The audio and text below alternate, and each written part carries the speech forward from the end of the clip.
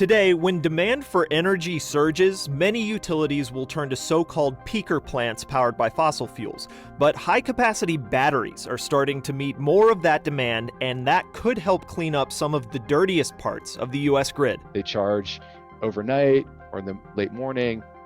They are fully charged by that 3-4 p.m. period, and then they can start to discharge to replace the energy that would have otherwise been generated from a peaking power plant. Grid-scale batteries can now more often compete on cost with fossil power plants and pumped water storage. They're more often being installed with renewable power sources, which makes solar and wind energy more flexible. And renewable charged batteries are far cleaner than peaker plants, which can be heavy polluters even by fossil power standards. One of the particular issues that we see with peaker power plants is a lot of them have higher emission rates for every megawatt hour of electricity generated than for some of your more baseload plants. Research into peaker plants across the U.S. has shown that a disproportionate number of these dirty plants are in disadvantaged communities. Large or even smaller distributed batteries could help meet community power needs in a much healthier, more environmentally just way. If some of those batteries are also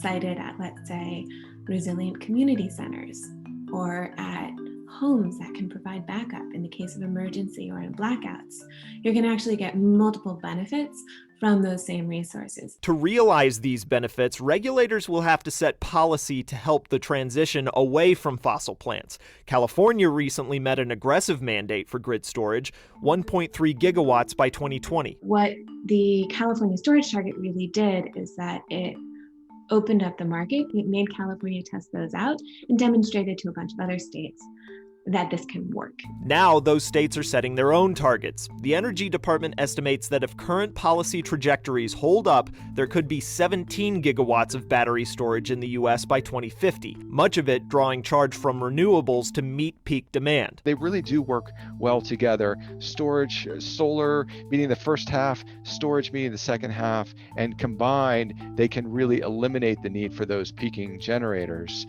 to meet the peak demand on those hot summer days. It's hard to gauge the bite that batteries could eventually take out of that demand across the U.S., but it stands to be a big one. Peak grid capacity is about 1,000 gigawatts, and about a quarter of that is peaker plants. We're still talking about a very large number here. There are significant opportunities for batteries to replace a large fraction of the peaking capacity in the U.S.